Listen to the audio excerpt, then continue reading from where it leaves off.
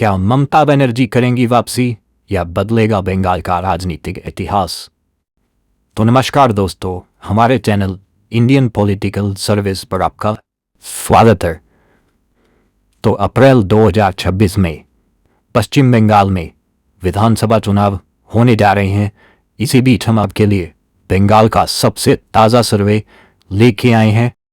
तो सबसे पहले हम पश्चिम बंगाल के पिछले विधानसभा चुनावों के नतीजे देखते हैं। तो 2021 के विधानसभा चुनावों में बंगाल में 292 में से 213 सीटें तृणमूल कांग्रेस ने और बीजेपी ने 77 सीटें जीती थी। और अगर हम 2024 के लोकसभा चुनावों की बात करें तो 42 में से 29 सीट तृणमूल कांग्रेस ने, 12 सीटें भारतीय जनता पार्टी ने और 1 सीट कांग्रेस पार्टी ने जीती थी। तो इन सब चीज़ों से ये पता लगता है कि पश्चिम बंगाल में मुख्य मुकाबला भाजपा और तृणमूल कांग्रेस के बीच में ही चल रहा है। तो चलिए आज के ओपिनियन पोल का शुरुआत करते हैं, जिसमें सबसे पहले हम आपको पश्चिम बंगाल की सीएम प्रेफरेंस दिखाने जा रहे हैं। तो दोस्तों सबसे पहले अदर्स का आंकड़ा हम आपके सामने रखने जा रहे हैं, जो कि 15% निकल करके आया है। अधीर रंजन चौधरी का आंकड़ा आपको हम दिखा रहे हैं, जो कि पश्चिम बंगाल में 6% निकल कर आया है।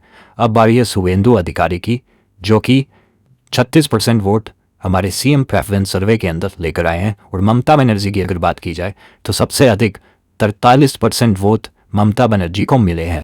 तो ममता बनर्जी अभी भी पश्चिम बंगाल में सीएम पद के लिए सबसे पहली चॉइस बनी हुई है। तो चलिए दोस्तों, अब हम वोट शेयर की बात करने जा रहे हैं कि पश्चिम बंगाल में किस पार्टी को कितना वोट मिलता नजर आ रहा है। तो अदर्स के आंकड़े की अगर हम बात करें तो 11% निकल के आ रहा है, जिसमें कम्युनिस्ट पार्टी का वोट भी शामिल है। अगर कांग्रेस पार्टी की हम बात करें तो कांग्रेस पार्टी इस बार बंगाल में 4% वोट ही देती हुई नजर आ रही है। अब भाजपा का आंकड़ा आपके सामने आने जा रहा है। तो दोस्तों भाजपा इस बार पश्चिम बंगाल में 40% वोट लेती हुई नजर आ रही है। और तृणमूल कांग्रेस की बात करें तो अभी number 1 vote share Trinamool Congress का निकल के आया है, जो कि 45% निकल के आया है। तो वोट शेयर के मामले में तृणमूल कांग्रेस अभी भाजपा से 5% आगे चल रही है।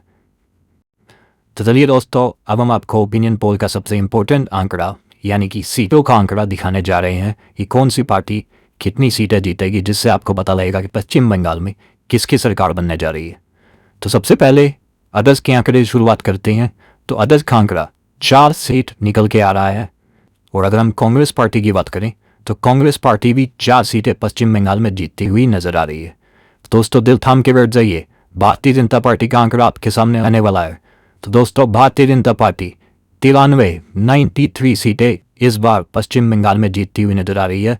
और अगर हम तृणमूल कांग्रेस की बात करें तो तृणमूल कांग्रेस 192 सीटें पश्चिम बंगाल में इस बार जीतती हुई नजर आ रही है लेटेस्ट सर्वे के अंदर।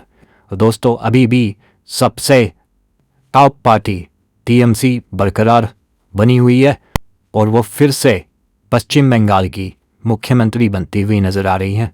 तो दोस्तों तो इसी के साथ हम आपको पश्चिम बंगाल का पीएम फेस प्रेफरेंस सर्वे भी दिखाने जा रहे हैं कि पश्चिम बंगाल के लोग प्रधानमंत्री किसे देखना चाहते हैं। हमने मुख्यमंत्री का तो आपको बता दिया कि वो ममता बनर्जी को देखना चाहते हैं, लेकिन प्रधानमंत्री सर्वे भी आपके सामने हम लेकर के आए हैं। तो सबसे पहले अदर्स या नोटा का आंकड़ा हम आपको दिखाने जा रहे हैं, जो कि 7% निकल के आया है। तो अगर हम ममता बनर्जी की बात करें तो बंगाल में 24% लोग ममता बनर्जी को प्रधानमंत्री देखना चाहते हैं। तो अब हम आपको देश के टॉप 2 नेशनल लीडर्स यानी कि नरेंद्र मोदी और राहुल गांधी के पीएम फेस आंकड़े का रिजल्ट दिखाने जा रहे हैं। तो अगर हम राहुल गांधी के आंकड़े की बात करें तो पश्चिम बंगाल में 31% निकल के आ रहा है। और वहीं अगर हम नरेंद्र मोदी की बात करें तो वो 38% यानी कि 38% निकल के आ रहा है। दोस्तों पीएम फेस सर्वे में नरेंद्र मोदी पश्चिम बंगाल में सबसे आगे नज़र आ रहे हैं, राहुल गांधी दूसरे स्थान पर नजर आ रहे हैं और ममता बनर्जी तीसरे स्थान पर।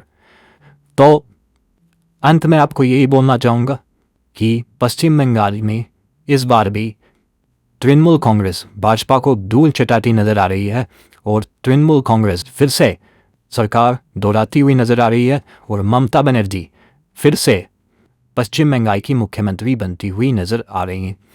तो एंड में आपको मैं यही बोलूँगा कि अगर आपने हमारे चैनल को सब्सक्राइब नहीं किया तो जरूर सब्सक्राइब करें और बेल आइकन को प्रेस करें। धन्यवाद।